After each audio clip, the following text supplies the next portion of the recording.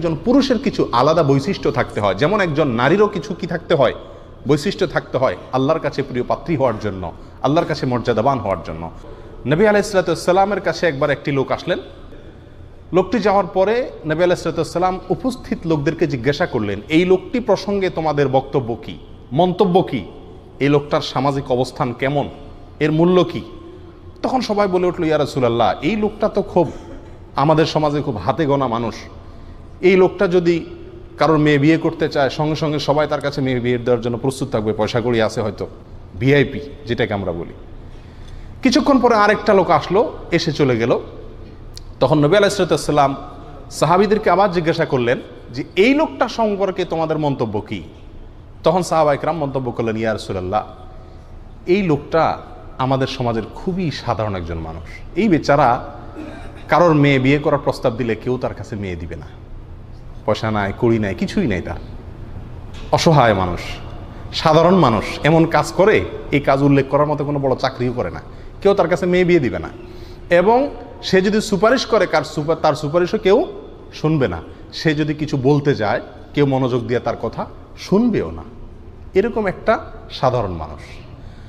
নবী আলাইহিসসালাম তখন বললেন, এই যে দ্বিতীয় যে পুরুষ লোকটি আসলো, এই লোকটির মর্যাদা, এই লোকটির মান, এই লোকটির অবস্থান আল্লাহ সুবহানাহু ওয়া তাআলার কাছে কত বেশি জানো? প্রথম যে লোকটি সমাজে অনেক তার অবস্থান আছে, মর্যাদা আছে, ওর মতো লোক দিয়ে যদি সারা পৃথিবী পরিপূর্ণ করা হয়, সারা পৃথিবী ভরে ফেলা হয়, তবুও এই ব্যক্তির মর্যাদার, অর্থাৎ দ্বিতীয় যে লোকটা সাধারণ সমাজে তার কোনো মর্যাদা নাই, তার সমান হতে পারবে না। যে পুরুষ নিজের স্ত্রীকে, নিজের মা বোনকে, যে কোনো মেয়েদের সাথে, বিশেষ করে তার স্ত্রীর সাথে যে পুরুষ সবসময় জেতার মতো গোয়ার তুমি লালন করে না, বরং স্ত্রীর সাথে হারতে জানে, সেই পুরুষ হলেন আসল সুপুরুষ।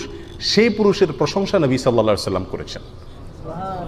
আমাদের সমাজে সাধারণত যে পুরুষ তার বউকে, স্ত্রীকে দমায় রাখতে পারে, চাপায় রাখতে পারে, কথা দিয়া, হাত দিয়া, মুখ দিয়া নানাভাবে তাকে চাপে রাখতে পারে, একদম চুপ, কোনো কথা নাই, আবার কথা, আমার সামনে কথা, খবরদার আমি যেন না শুনি, বীরের মতো থাকে তার বউয়ের সামনে, বাহিরে যদিও বিড়ালের মতো থাকে, এই পুরুষটাকেই আমাদের সমাজে সাধারণত আমরা বলি কি, এটা জাদ্রেল পুরুষ, মহাপুরুষ, বীর পুরুষ।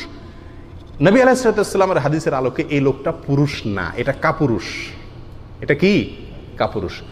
এর মানে কিন্তু এই না যে আপনার স্ত্রী যদি কোনো ভুল করে আপনি শাসন করবেন না, আমি সেটা বলছি না। শাসন করতে পারবেন, তিনি নামাজ পড়ছেন না, তিনি পর্দা করছেন না, তিনি অন্যায় করছেন, কোনো একটা উল্টাপাল্টা করছেন, আপনি তাকে শাসন করবেন না, ব্যাপারটি এমন নয়, শাসন করবেন। এখানে যেটা বলা হচ্ছে সেটা হলো সাধারণ স্বামী স্ত্রীর মধ্যে ঝগড়াঝাটি লাগে না, অনেক অহেতুক বিষয় নিয়েও তো দেখা যাচ্ছে লেগে যায়, কথা কাটাকাটি হয়, বা যে কোনো বিষয় নিয়ে পারস্পরিক অনেক সময় কথা কাটাকাটি হয়, এবং এর সঙ্গে দিনের সম্পর্ক, দিনী বিষয়ের সম্পর্ক খুবই কম থাকে। এই জাতীয় বিষয়গুলোতে সবসময় একজন ভদ্র পুরুষ, একজন সুপুরুষ, একজন আসল পুরুষ, কোরআন এবং সুন্নাহ যে পুরুষের প্রশংসা করা হয়েছে, তিনি স্ত্রীকে জিতায়া নিজে হারার চেষ্টা করবেন। নবী আলাইহিস সালাম একবার আম্মা জান আয়েশা রাদিয়াল্লাহু তাআলা আনহার সঙ্গে দৌড়ের প্রতিযোগিতা দিলেন। প্রতিযোগিতা দিলে আম্মা জান আয়েশা রাদিয়াল্লাহু তাআলা আনহা ছোট মেয়ে মানুষ, বয়স অনেক কম, পিচ্চি মানুষ, আর রাসূল আকরাম সাল্লাল্লাহু আলাইহি সাল্লাম একজন সুঠাম পুরুষ, আবার একজন নবী, অনেক শক্তি আল্লাহ সুবহানাহু ওয়া তাআলা তার শরীরে দিয়ে রাখছেন, তো তার সঙ্গে আম্মা জান আয়েশা দৌড়ায় এত কুলাবেন, এটাই স্বাভাবিক। নবী সাল্লাল্লাহু আলাইহি সাল্লাম জিতে গেছেন, আম্মা জান আয়েশা হেরে গেছেন। হাইরা গেলে মেয়েদের অবস্থা কিন্তু খুব খারাপ হয়। পুরুষ লোকেরা হারলেও সেটাকে মোটামুটি একটু কন্ট্রোল করতে পারে, কিন্তু মহিলারা যদি কোনো কিছুতে হারে তাহলে এদের আর মুখের দিকে তাকানোর মতো অবস্থা থাকে না। আল্লাহ সুবহানাহু ওয়া তাআলা তাদেরকে কোমলমতি করে সৃষ্টি করেছেন। তো নবী আলাইহিস সালাম খেয়াল করলেন বিষয়টা যে আয়েশার তো মনটা খারাপ হয়ে গেছে। তখন তিনি বললেন যে ঠিক আছে, আবার হোক, আরেকটা রেস হোক। তো এরপরে দ্বিতীয় দফা আবার শুরু হলো দৌড় প্রতিযোগিতা।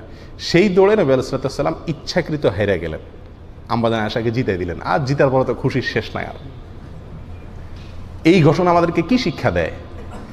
দুনিয়াবি বিষয়ে পারস্পরিক যে সমস্ত ঝগড়া গন্ডগোল নিজেদের ভিতরে টুকটাক হয়, টুনটান হয়, এগুলোতে সবসময় স্ত্রীর সঙ্গে জেতার চেষ্টা করতে নাই। আজ আমাদের পারিবারিক জীবনে যত অশান্তি হয়, এসব অশান্তিগুলোর একটা মৌলিক সমাধান এই পয়েন্টের ভিতরে রয়েছে। ডক্টর আয়েজ আল কারনি, সৌদি আরবের বিখ্যাত আলেমী দ্বীন, সারা মুসলিম বিশ্বে ওলামায়ে কেরামের কাছে অত্যন্ত আদর্শ এবং জনপ্রিয় একজন আলেম, তিনি তার এক আলোচনায় বলেছেন, যত স্বামী স্ত্রীর ভিতরে ঝগড়া ফাসাদ গন্ডগোল ঘরে ঘরে ঘরে ঘরে লেগে আছে, আমি একটা ব্যবস্থাপত্র বলে দিতে পারি, যেই ব্যবস্থাপত্রের উপর আমল করলে ইনশাআল্লাহ ঘরে ঘরের এই সমস্ত গন্ডগোলগুলো প্রায় শেষ হয়ে যাবে, থাকবে না।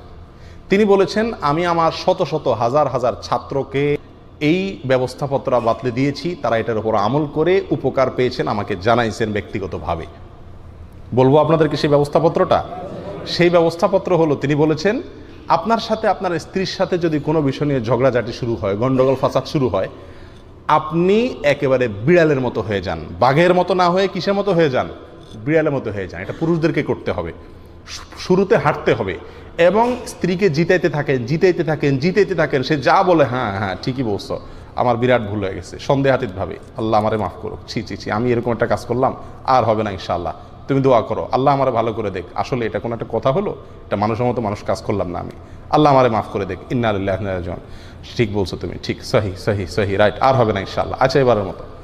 একেবারে বিড়ালের মতো হয়ে মাফ চান তার কাছে এবং একেবারে ছোট হয়ে যান। কি হবে জানেন? এরপরে মহিলার যত জিদ আছে, এই সব জিদ মেটানোর পরে সে আস্তে করে নরম হয়ে যাবে। এরপরে আপনার পালা। এবার আপনি তাকে যদি নরমভাবে, সুন্দরভাবে, হাসি মুখে একেবারে আচ্ছা তরে সাইজ করে দেন, তুমি কি এটা ঠিক করলা, এটা কি বললা, স্বাভাবিক হওয়ার পরে, তারপরে দেখবেন ইনশাআল্লাহ খুব একটা অসুবিধা হবে না। তার যদি কোনো ভুল থাকে সেটা আপনি সুন্দরভাবে যদি ধরাই দিতে পারেন, বিনয়ের সাথে, মহব্বতের সাথে, ইনশাআল্লাহ সে বুঝতে পারবে এবং ভবিষ্যতে এই ভুলগুলো আস্তে আস্তে কমতে থাকবে। আর যদি সে চেতে গেছে কোনো বিষয় নিয়ে, আপনির সাথে সাথে চেতা শুরু করে দেন, তাহলে কি হবে? লোহায় লোহায় ঘষাঘষি লাগলে আগুন ধরে যাবে, জ্বলে পড়ে সব ছাই হয়ে যাবে, সংসার শেষ হয়ে যাবে।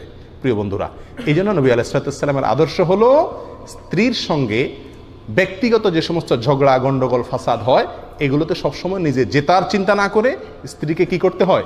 জিতায় দিতে হয়।